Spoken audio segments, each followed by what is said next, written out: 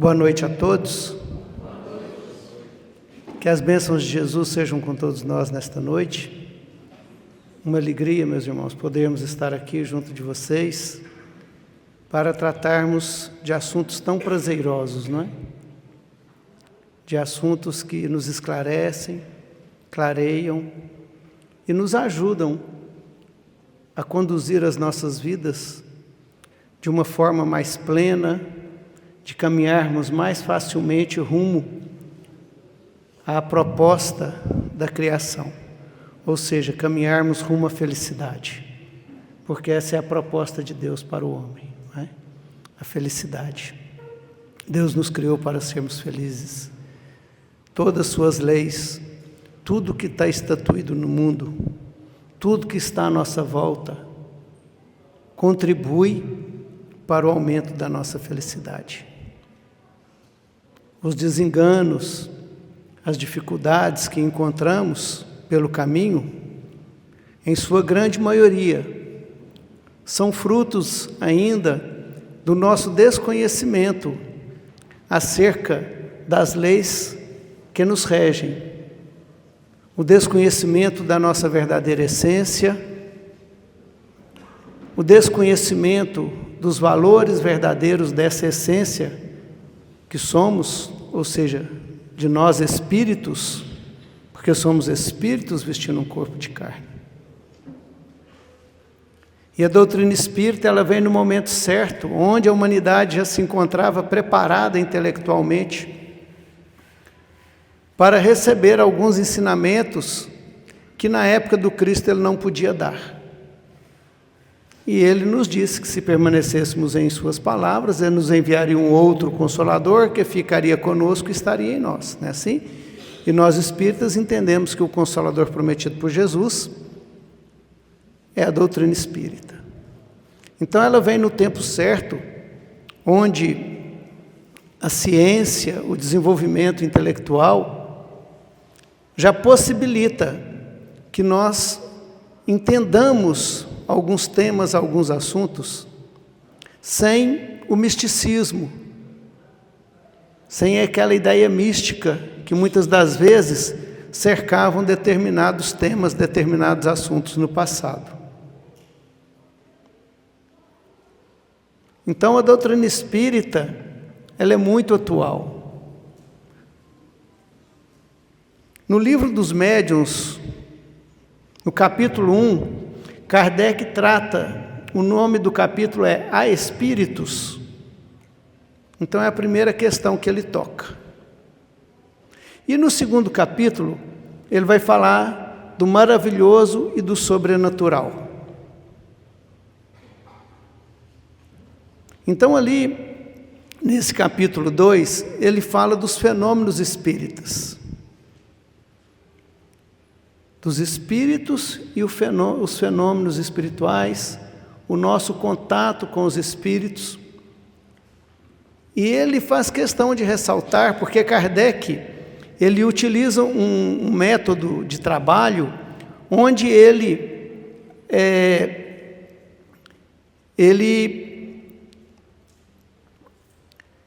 relatava os fatos espíritas em contraposição ao conhecimento da época. Ele fazia uma análise do espiritismo e das ideias, nesse caso aí, as ideias materialistas, por exemplo. Então a gente vai sempre observar Kardec defendendo nos seus livros o ponto de vista espírita, trazendo conhecimento, debatendo e comprovando, argumentando acerca dos fenômenos espíritas. E nesse capítulo, ele vai falar justamente isso, que os fenômenos espirituais, eles não se encontram numa linha do maravilhoso, do sobrenatural, da superstição. Pelo contrário, ele vai falar que os fenômenos espíritas, na época ele se referia o quê? Às mesas girantes, a escrita direta, a psicografia, a psicofonia, aos fatos mediúnicos. Ele coloca tudo isso no rol dos fenômenos naturais, leis naturais. Então, uma das primeiras coisas que a gente precisa entender, quando a gente vai adentrar o campo da ciência espírita, o campo da mediunidade, que a mediunidade ela não tem nada de sobrenatural, de maravilhoso, fora das leis naturais, pelo contrário. A mediunidade é uma lei natural. Tanto é lei natural que ela, não é, está instalada em todos nós. Todos nós somos médiuns. Todos nós temos um nível de mediunidade. É assim que Kardec fala. E por que todos nós somos médiuns? Porque todos nós temos a possibilidade de receber as influências dos espíritos, através do pensamento. Porque os espíritos nos influenciam pelo pensamento. Um espírito, para chegar a um processo de possessão, é quando ele subjuga a pessoa. Subjugação nem seria possessão, ou seja, forçar a pessoa a alguns atos físicos. E isso demoraria anos e anos de um processo obsessivo, do espírito ligado ao encarnado, se ligando ali aos pontos de energia. Isso são fenômenos raros, muito raros. Então, ou seja, os espíritos nos ajudam, nos auxiliam ou nos atrapalham através do pensamento. Não é assim? E, por esse fato, todos nós somos médiuns. Por quê? Porque todos nós, mesmo quando não percebemos, a gente é influenciado pelos espíritos. Na questão 459 do Livro dos Espíritos, todo mundo deve conhecer, aqueles que já são espíritos, quando Kardec pergunta aos espíritos, né, se os espíritos influenciam em nossos atos e pensamentos. E os espíritos respondem: muito mais do que imaginais. De ordinário, são eles quem vos dirigem. Ou seja, todos nós estamos aptos a receber influências dos espíritos, dos pensamentos que os espíritos emanam. E não precisa ser, não é, um espírito que está do seu lado pensando ou te sugerindo alguma coisa. Aos pensamentos. Então, se nós somos suscetíveis a receber pensamentos, nós podemos receber pensamentos de encarnados e desencarnados. Todo mundo sabe disso, não sabe, gente? Você pensa numa pessoa, aí de repente o telefone vibra, né? Passa um pouquinho, quem que é? Antigamente eu falava que a pessoa ligava para a gente, né? Hoje é o quê? Uma mensagem de WhatsApp, não é assim? Ou seja, o pensamento é mais rápido do que isso aqui. Olha que esse trem é rápido, viu? Não é? Então, ou seja, todos nós conseguimos. Isso é comum a todos nós. Então, nesse ponto, todos nós somos médiuns. Mas Kardec, ele vai dizer que esse nome ele vai usar de forma didática para aqueles que percebem num grau maior a presença dos espíritos. Aquele que vê os espíritos, aquele que consegue passar uma mensagem falada, psicofônica dos espíritos, aquele que psicografa uma mensagem, não é assim? Aquele que sente, que percebe, que consegue se conectar pelo pensamento com os espíritos. Então esse é o que ele chama de médium. E muitas das vezes a gente está acostumado a tratar a mediunidade, né, mais por esse lado, do que dos médiuns que nós chamamos de médiuns ostensivos. Então, quando nós falamos de mediunidade, o primeiro ponto é a gente entender que ela é natural. Até o médium ostensivo, ele é um processo natural. Embora os médiuns ostensivos, eles têm o seu organismo físico, no corpo físico, predisposições para a mediunidade. Então, ou seja, médio ostensivo, ele nasce médio ostensivo. Ele é preparado no plano espiritual, o seu corpo físico vem preparado para a mediunidade ostensiva. Não é assim? É um compromisso que ele assumiu no plano espiritual. Geralmente, esse compromisso é uma oportunidade que Deus oferece àqueles que, como vai dizer Emmanuel, erraram desastrosamente no passado. Então, a mediunidade para o médium ostensivo, ele é uma ferramenta, uma possibilidade de que ele caminhe um pouco mais rápido. A mediunidade bem orientada, bem equilibrada, é uma ferramenta de progresso. Porque você pode estar mais em contato com os benfeitores, com os bons espíritos, pode receber bons conselhos diretamente deles, pode-se utilizar a mediunidade para trabalhar em nome do bem, para socorrer, para auxiliar, para trazer mensagens do plano espiritual. Então, a mediunidade ostensiva, ela é essa ferramenta que Deus oferece por misericórdia, àqueles que muito erraram. Então, mediunidade ostensiva é ferramenta de trabalho. E, se de conformidade com a ferramenta a gente sabe o trabalho que tem que fazer, não é assim? Se nos derem uma enxada, a gente vai capinar. Ou vai misturar uma massa. Se a gente pegar uma colher de pedreiro, é para rebocar, é para sentar tijolo. Um bisturi é utilizado na cirurgia. Então, a mediunidade, essa ferramenta de misericórdia, é uma ferramenta da caridade de Deus, da misericórdia de Deus para com aqueles que muito erraram, que devem utilizá-la em proveito do bem comum, para o seu próprio bem. Para se utilizar a mediunidade, não é? Em proveito próprio, se você é médium e quer que a mediunidade traga algum benefício para você, utilize ela pelo bem do outro. Vai trabalhar em benefício do outro.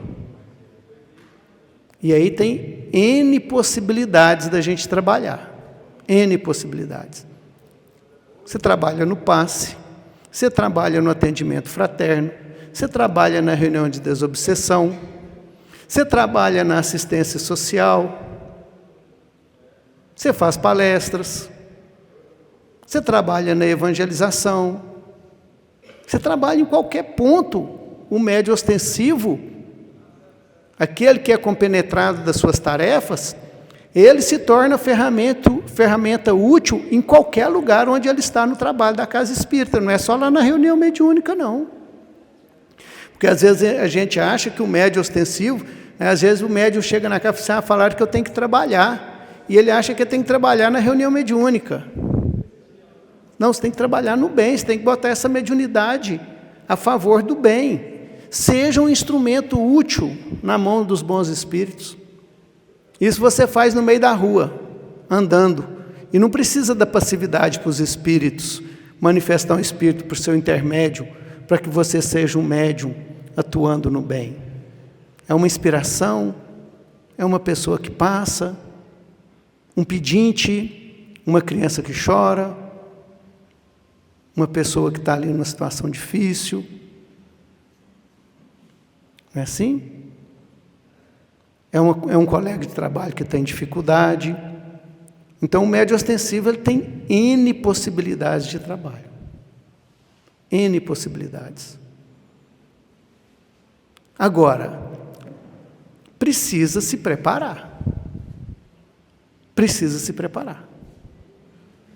Por que precisa se preparar?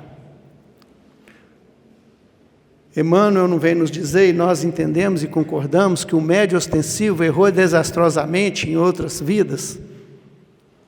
Então, ou seja, o médium não é um santo, pelo contrário.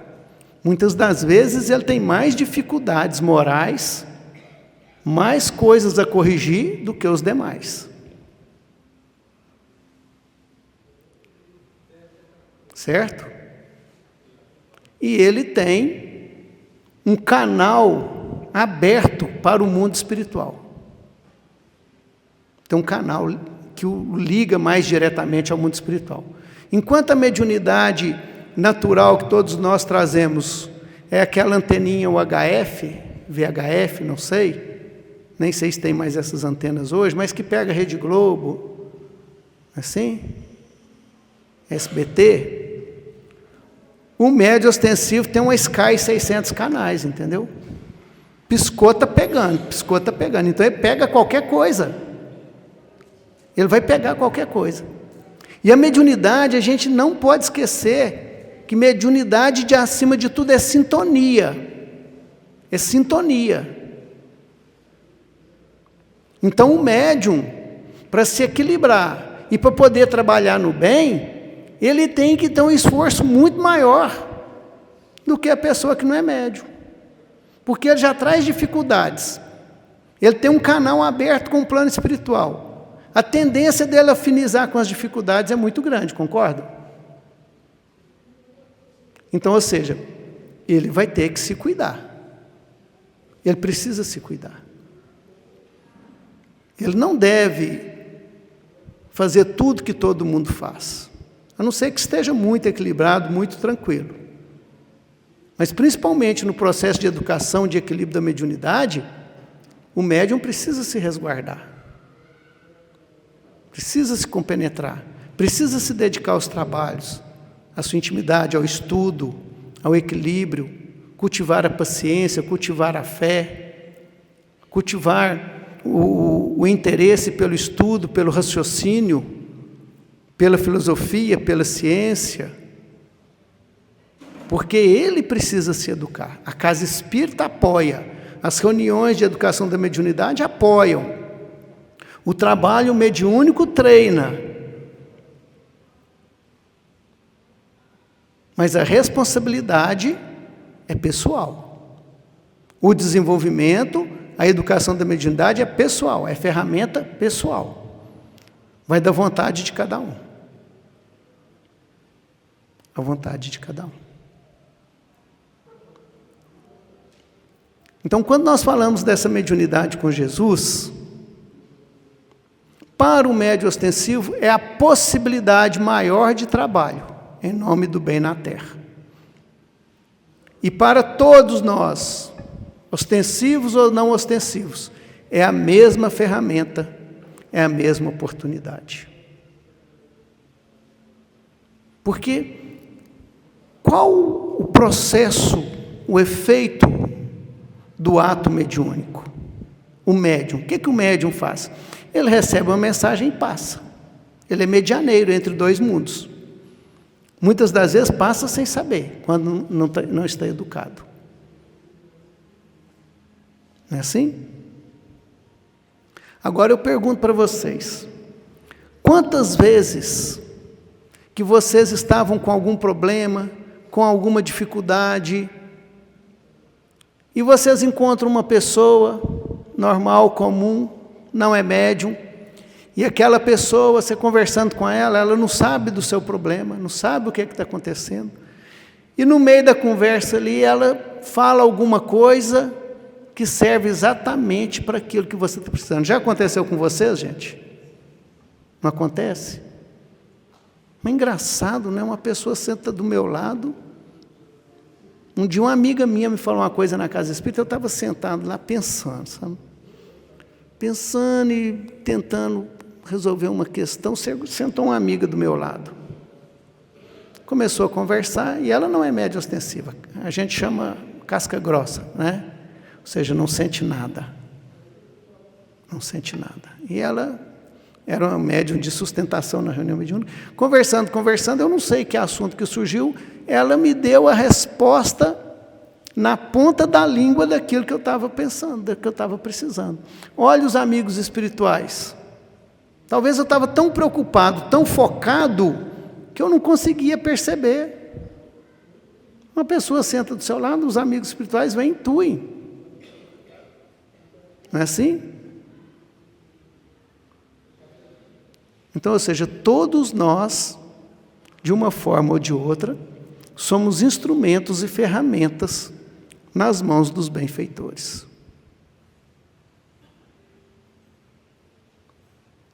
Então, cabe a nós sermos o quê? Bons instrumentos, concorda? Bons instrumentos. A partir do momento que nós nos compenetramos da responsabilidade que nós temos diante de Deus e diante da vida, com as pessoas que nos cercam, de auxiliar na condução de todos que nos cercam e a nós mesmos para uma vida melhor,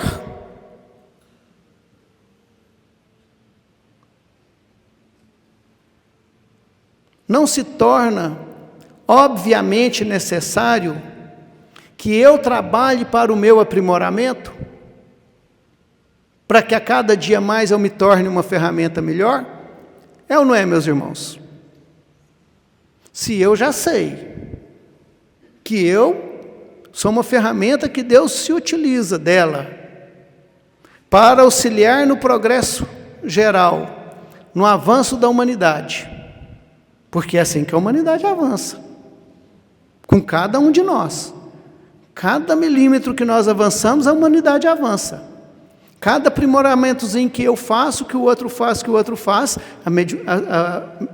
a humanidade avança. Cada recuo, cada passo para trás, a humanidade recua.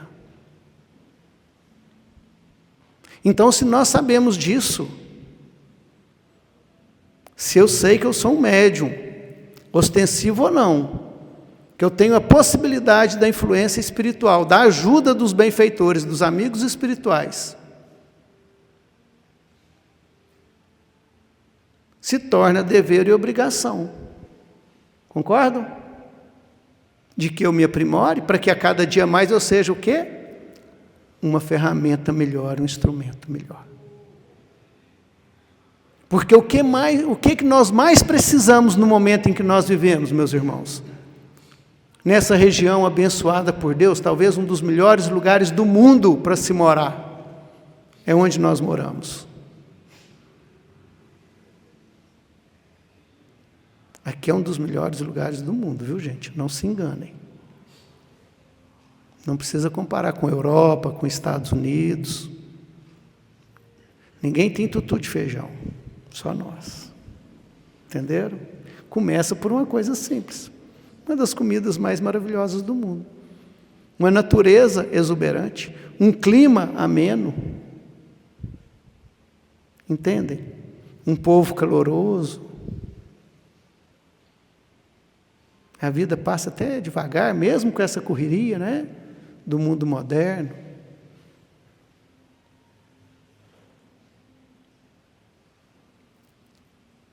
Então nós estamos localizados nos melhores lugares do mundo. Mas qual que é a grande necessidade, mesmo aqui entre nós, do momento? São sofrimentos, não são? Quais sofrimentos?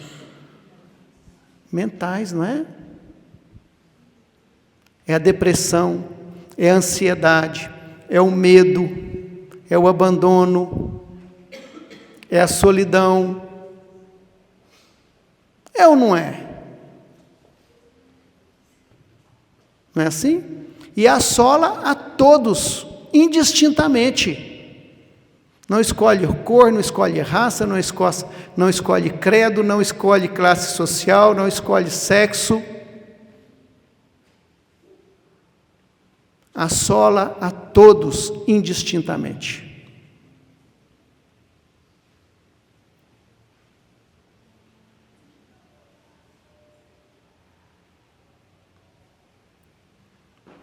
Vocês já viram o desenho do Robôs?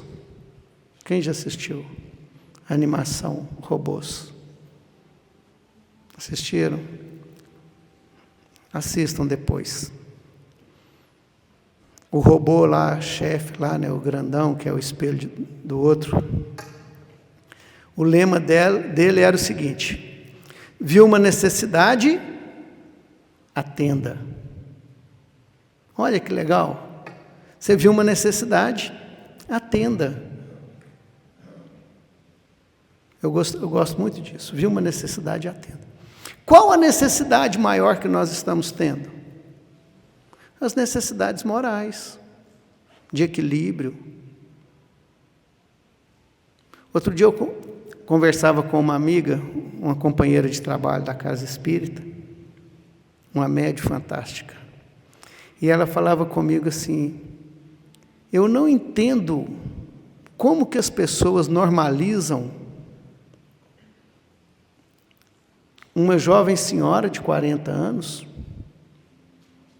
que toma mais de 20 comprimidos por dia para depressão, para ansiedade. Como que se normaliza isso? Entendem? Passa a ser normal. A pessoa passa a viver daquele jeito, está vivendo daquele jeito e achando que aquilo é normal, que é desse jeito, que eu tenho problema, eu tenho dificuldade. Então nós estamos vivendo uma época que isso está se tornando normal. Será que é normal, meus irmãos? Será que é? Não é. Então qual a necessidade? A necessidade é de socorro, é de amparo, é de esclarecimento, é de tratamento. E quando a gente fala de tratamento, nós estamos falando dos tratamentos espirituais. Não só o tratamento que a ciência humana dá, porque já está mais do que comprovado que a ciência humana, que a medicina, apesar de necessária, ela é necessária. Não estamos dizendo aqui para abandonar a medicina. Se ela está aí é porque Deus nos concedeu. E ela é importante. Mas tem pontos que a medicina não consegue alcançar ainda. E nós espíritas, muitas das vezes estamos com o quê? A faca e o queijo, no nosso mineirês, não é? Aqui em Minas Gerais a gente sabe muito bem o que significa a faca e o queijo na mão, né, gente? Só falta a garrafinha de café quente, né? Um queijinho fresco e um café quente, ninguém levanta da mesa. Então nós espíritas muitas das vezes estamos com a faca e o queijo na mão, com a possibilidade de ajudar, de estudar, de nos dedicarmos firmemente ao estudo e à compreensão da mediunidade para que trabalhemos nela. Kardec, nas revistas espíritas, ele tem mais de 20 artigos só narrando sobre a mediunidade de cura, sobre os tratamentos espirituais. Além do socorro aos desvalidos, e o maior socorro, vocês sabem qual que é da mediunidade de cura? Dos tratamentos espirituais? É a pessoa entender que existe o mundo espiritual, que os espíritos existem, que ela não está sozinha, que ela não está fadada ao fracasso, que existe um futuro.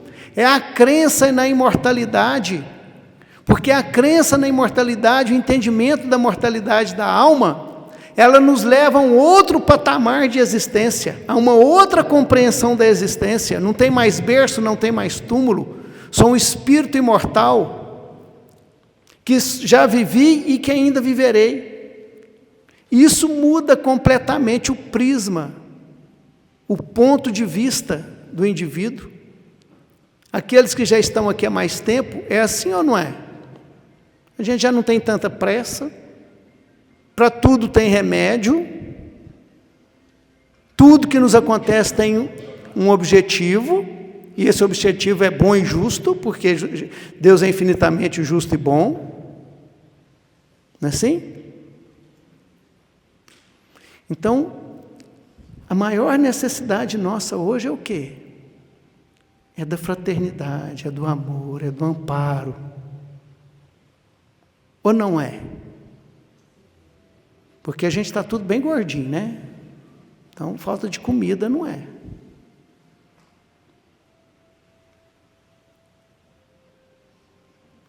E de acordo também com o problema, a ferramenta. Então, meus irmãos, quando nós falamos de mediunidade com Jesus, nós estamos falando aqui da mediunidade, do trabalho da mediunidade. E Jesus?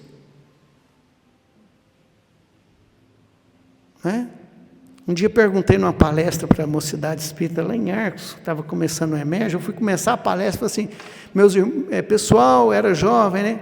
Quem é Jesus? Aí levantou uma menininha lá de uns 6, 7 anos no meio do povo, falou assim, Jesus é o governador espiritual do planeta, guia e modelo da humanidade. Eu falei, gente, tira essa menina daqui, porque senão não tem jeito de eu fazer palestra. Né? Então, a menina, olha, Jesus é o governador espiritual da Terra. Assim? Guia e modelo da humanidade. Então, há 4 bilhões e meio de anos atrás, Jesus já era Jesus. Já estava com uma pleiade de espíritos superiores, preparando a nossa morada. Conhece a cada um de nós, hein? Conhece pelo nome. Está lá, quando eles descem um paralítico, não é? Que ele está numa casa e eles têm que descer o paralítico pelo telhado, não é assim? Eu não me lembro o nome dele. Mas ele chama ele pelo nome. Mas tu me conheces? Te conheço. Então Jesus nos conhece. Veio aqui, como havia nos prometido, como prometeu aos capelinos, aqueles espíritos que para aqui vinham exilados, veio no momento ideal, para mostrar para nós, não é assim? Como guia e modelo, como que a vida funciona, sem pieguice religiosa. Só dizer para nós o seguinte, como que a vida funciona, como que são as coisas. Na questão 625, quando fala do guia e modelo, também vai dizer que ele é o tipo mais perfeito que Deus tem nos oferecido para que nos sirva de guia e modelo, e a doutrina que ele trouxe é a expressão mais pura da lei do Senhor. A doutrina que ele trouxe, o Evangelho. Está contida nos Evangelhos. E qual que é a doutrina que ele trouxe? Como que ele resumiu a lei e os profetas quando foi perguntado a ele qual o maior mandamento? Amar a Deus sobre todas as coisas e ao próximo como a ti mesmo. Então Jesus veio para quê? Para mostrar para nós que o objetivo maior nosso aqui é aprender a amar. É aprender a amar. Tudo, meus irmãos, que nós vivemos foi construído de uma forma para que a gente pudesse, nas nossas relações uns com os outros, aprendêssemos a amar. Entendem? Tudo é para a gente aprender a amar. Para desenvolver esse sentimento divino que está dentro de nós.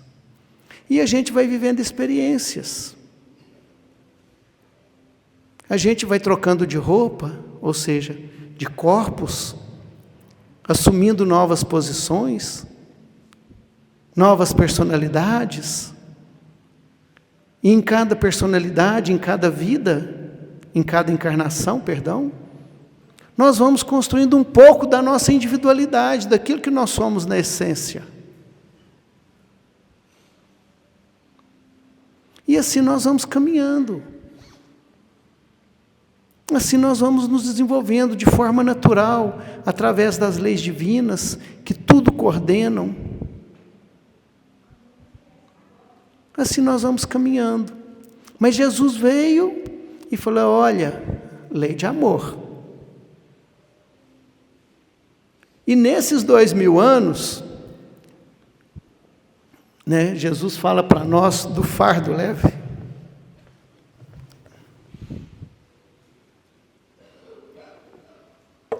Do fardo leve e do jugo suave, né? Vinde a mim, todos vós que sofreis e estáis sobrecarregados, tomai sobre vós o meu fardo que é leve, meu jugo que é suave, e encontrareis descanso para as vossas almas. Aprendei de mim, que sou manso e humilde de coração. Mais ou menos nesses termos, acho que é invertido. Então ele traz o jugo leve. Por quê? Aprendei de mim, que sou manso e humilde de coração. Qual que é o fardo? Qual que é o jugo de Jesus? É o amor, é leve, é tranquilo. Porque ele falava do jugo, o jugo era a forma que os fariseus interpretavam a lei. E eles eram duros na interpretação da lei, para subjugar as pessoas. Então Jesus falava isso.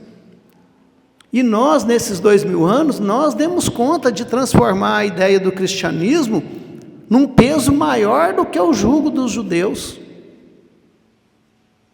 Nós demos conta de transformar a lei de amor em algo extremamente negativo, do ponto de vista da culpa, do julgamento, do pecado.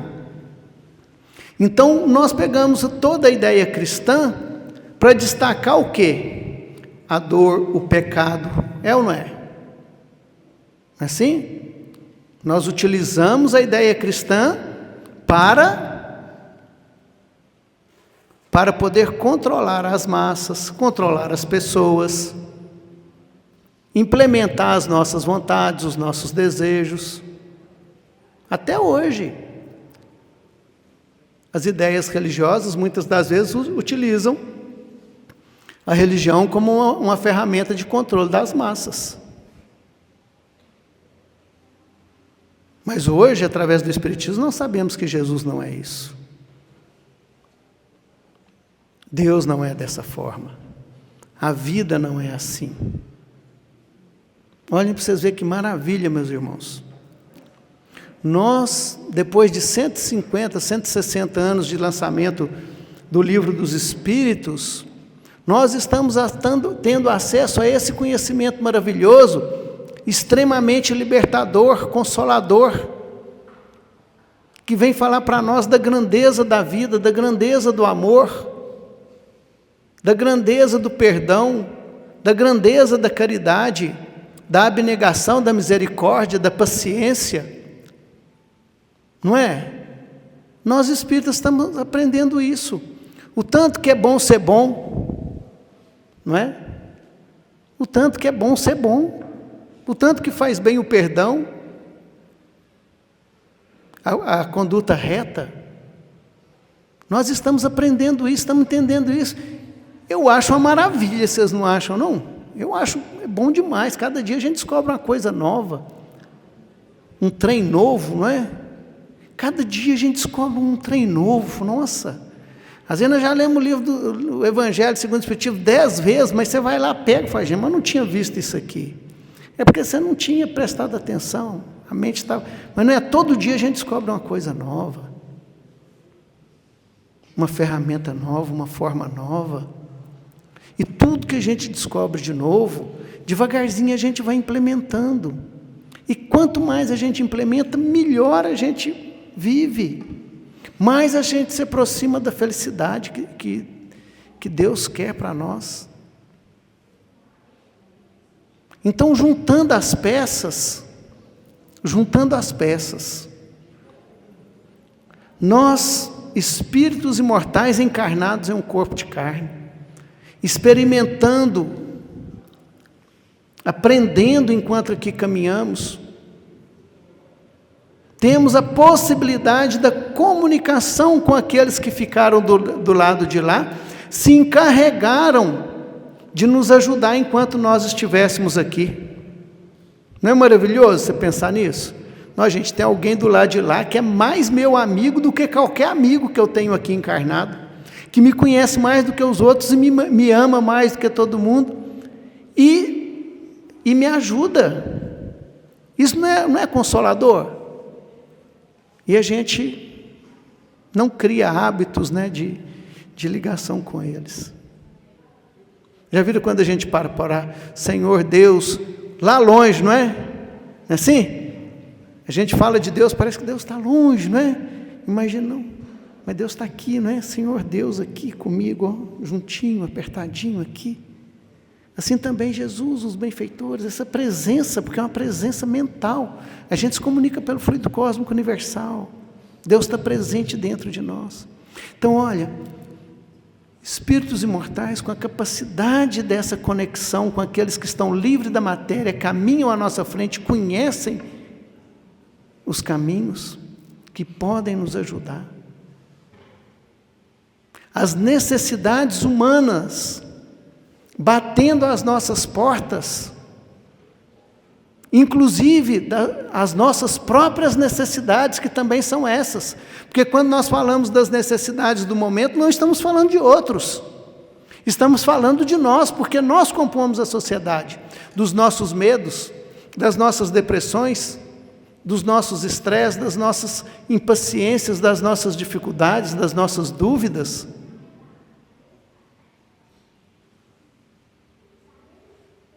E o remédio?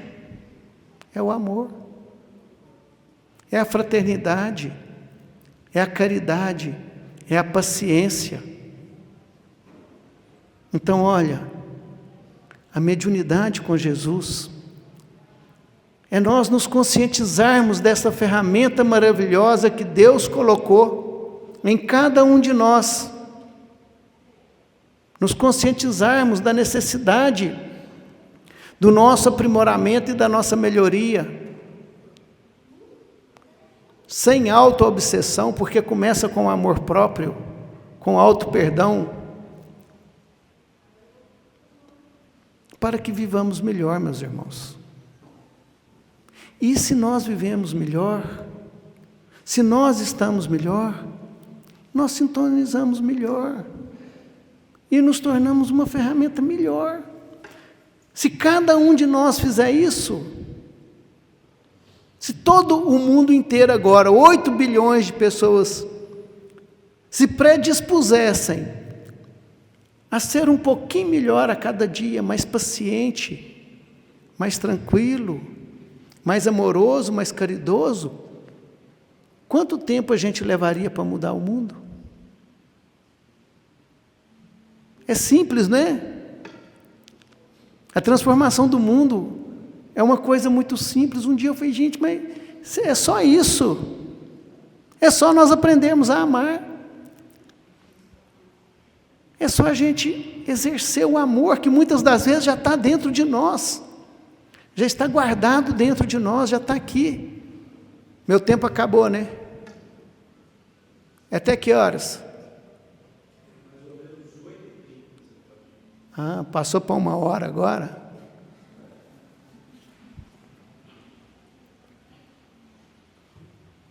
Olha, essa ferramenta maravilhosa que Deus nos deu, meus irmãos, com o conhecimento que a gente tem, se nós não aproveitamos, nós vamos nos arrepender muito.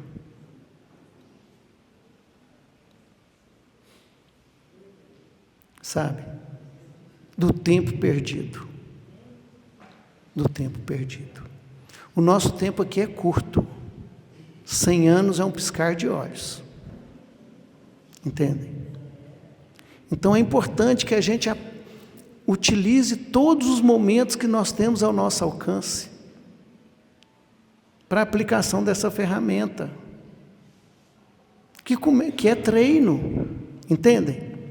É treino, para a gente implementar a lei de amor dentro de nós, os valores positivos dentro de nós. Primeiro, existe um processo para isso, está na questão 780 de O Livro dos Espíritos. Primeiro, é o avanço intelectual. O que é avanço intelectual? Primeiro vem o progresso intelectual, depois o progresso moral. É eu entender o processo e aceitar o processo. Porque se eu fico debatendo, não preciso melhorar. né, grupo de estudo, a gente está lá e está conversando, aí uma menina falou, gente, não, eu não acredito nisso, não, mas isso é difícil demais. Ela é professora, a mãe chega lá xingando, brigando, e daquele jeito, desequilibrada, tal, e eu sou obrigada a compreender, a entender e perdoar. Ele falou, não, ninguém não é obrigado a nada. Mas o raciocínio, a evolução intelectual se dá quando eu entendo que eu responder na mesma altura não me faz bem. Que eu fazer igual ela está fazendo, eu vou estar igual ela está, que eu estou condenando a situação e a posição dela. Isso é convencimento racional, entendem? Eu compreender que existe uma outra forma de agir do que essa que o mundo tem ensinado. A partir da compreensão, aí eu começo a me esforçar para colocar em prática. Assim, então vou encher a boca d'água e contar até 10, não é? Para não responder. Treino. Agora, outro dia um amigo espiritual nos disse o seguinte,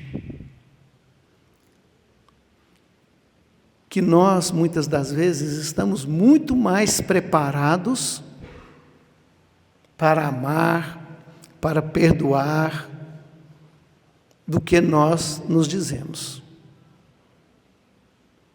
Que tem muita coisa que a gente tem guardado, que a gente não tem deixado sair de nós, por uma questão cultural. Questão cultural, porque nós aprendemos o seguinte, não é? Se eu baixar, o outro monta, não é assim? Não é? A gente aprendeu o que em casa? Se apanhar na rua, apanha em casa. Eu não levo desaforo para casa, não é assim? São questões culturais, meus irmãos. E que a gente fica reprisando e achando que isso está certo, que isso vai nos fazer bem. Que eu responder à altura, que isso é que me faz bem. Mas o conhecimento intelectual é eu entender que isso não me faz bem. Porque às vezes por pequenas coisas, entendem? Nós estamos adiando um mundo de felicidade e de harmonia. Eu aprendi isso um dia que uma pessoa foi lá em casa conversar comigo, uma amiga, já não está mais entre nós, e ela passava por algumas dificuldades, por alguns problemas, e ela vivia sozinha. A família morava longe, ela tinha 2 filhos, tinha perdido um, morava sozinha, e o outro filho morava no sul, e era casado, e ela tinha um neto. Eu falei, mas o que você está fazendo aqui? Por que você não vai morar lá? Perto do seu filho, perto do seu neto? Porque o trabalho que ela fazia, que ela poderia fazer lá. Ele era bem financeiramente, ela não precisaria nem trabalhar. Mas ninguém vive assim, né? É claro que ela ia arrumar alguma coisa. Ah, não, eu e minha nora, a gente não combina. Mas o que aconteceu? Começamos a conversar. Percebi uma presença espiritual muito boa, né? A coisa assim, aí o clima, né? A conversa melhora, né? A análise melhora. Aí de repente, acho que ela e eu percebemos no mesmo instante que o problema que ela tinha com a nora era uma coisa tão pequena, tão banal, entende? E que estava impedindo ela de uma felicidade tão grande, que era a presença do filho. Para uma mãe tem algo maior, gente, do que conviver com o filho? E não tem idade, não. Eu tenho 61, minha mãe mora aqui em cima, aqui perto do Hospital São João de Deus. Ela não pode nem saber que eu estou aqui, que eu não passei lá, que eu saí do serviço, vim, né? Porque até hoje é o Marquinhos, entende? Não é assim com mãe? Filho não tem idade, filho não tem sexo, não é? Filho é filho. Então, a maior felicidade da vida dela, que ela poderia ter, que era estar perto do filho, perto do neto,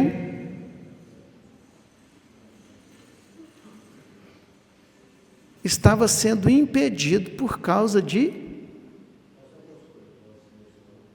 coisas pequenas, de um probleminha desse tamanhozinho. Esse dia foi uma lição muito grande para mim. Porque é assim que a gente aprende, né? É assim que a gente aprende. Aí eu fico me perguntando, quanta felicidade, quanta coisa boa que muitas das vezes nós temos perdido, que nós temos deixado passar por causa de um orgulho besta, uma tola vaidade, como dizem os espíritos. O adjetivo para vaidade que eles dão é tola vaidade. Então, às vezes, questões tão pequenas que a gente está agarrado, que a gente está segurando, porque eu não posso dar o braço a torcer. Eu não posso. Não é assim? E a gente vai evitando a felicidade. Então, quando os espíritos falam para nós isso, eles têm razão. Nós estamos muito mais preparados, poderíamos amar muito mais. O mundo poderia estar muito melhor. As nossas vidas poderiam estar melhor. Se nós não nos apegássemos tanto à dor, ao sofrimento, à angústia. Isso são conceitos sociais, que a gente precisa se desprender disso. Para isso a gente tem o Evangelho de Jesus, para nos ensinar a viver, para nos mostrar a vida sob outro prisma, sob outro foco. E nos deu também a ferramenta, porque além do entendimento próprio, da inteligência própria, dos companheiros encarnados que nos auxiliam, podemos contar com essa ferramenta da mediunidade. E além da nossa própria mediunidade comum generalizada, nós temos os médiuns ostensivos nas casas espíritas, nos irmãos, que precisa ser trabalhada, que precisa ser mais posta, mais aberta. Eu tenho brigado muito dentro do movimento espírita. Brigado em bons termos, que eu sou amigo de todo mundo. Mas mediunidade não é mais algo para ficar trancado entre quatro paredes, numa reunião mediúnica uma vez por semana. Mediunidade é uma coisa natural, belíssima, maravilhosa, porque é muito confortável para quem frequenta a reunião mediúnica, me perdoem dizer assim, que está ali toda semana com os espíritos. Isso eu falo com meus amigos, eu frequento a reunião mediúnica, converso com os espíritos toda semana, sou médium ostensivo. Mas é muito confortável dizer que as pessoas chegam na casa interessadas no fenômeno. O pessoal só quer fenômeno. Gente, que maravilha a pessoa chegar na casa espírita e dizer: "Oi, eu queria notícia de um parente meu, tem jeito de vocês resolverem para mim?" A pessoa só está interessada no fenômeno, não quer... "Oi, vem cá, meu amigo, ó. Acredita no mundo espiritual, acredita na existência dos espíritos e acredita na comunicação dos espíritos. É esse que eu quero, vem cá, só. Senta aqui, nós vamos perguntar para os espíritos, agora vocês vão responder, eu não sei não. Vai vir uma carta igual o Chico Xavier? Não vai não, meu irmão, já espera aqui, ó. Os médios aqui está tudo em treinamento, vai vir uma intuição, às vezes seu parente vai vir aqui, vai dar uma passividade numa reunião. Mas é esse que vai chegar aqui, interessado. Porque Allan Kardec fala da curiosidade, gente, mas é a curiosidade vã, porque foi a curiosidade que levou ele, a curiosidade séria. Ele, Eurípides, todos foram convencidos, todos adentraram o mundo a doutrina espírita por causa dos fenômenos mediúnicos. E a gente às vezes fica, não é, criando um imaginário de que nós não estamos mais na época da comprovação. A comprovação já passou. Será que em 160 anos não tem mais ninguém vivendo como vivia 160 anos atrás? Será que mudou tanto assim as necessidades? O mundo já se espiritualizou todo. Os espíritos não precisam mais. Nós não precisamos mais dos espíritos, de conversar com eles. As pessoas mais não precisam de ver. Muitas das vezes a gente tem interpretado Kardec de formas que nós precisamos repensar, né, Mário Lúcio? Nós precisamos repensar. Ler de novo, analisar. A pessoa tem que estudar, é só pelo estudo. O que Kardec fala do estudo? Que a troca de ideias, a conversa e a observação dos fatos também é estudo. Está lá do método, que é o capítulo 3 do livro dos médiuns. Não é só da cátedra. Ele fala que o estudo não é só da cátedra. Não é? Bom, agora nós vamos encerrar. Pegamos esse pedacinho dos 15 que passou, não é? Para falar para vocês sobre essas questões, que são importantes a gente entender isso. Com seriedade, com zelo, mas a mediunidade, a cada dia mais, precisa se transformar numa ferramenta de evolução.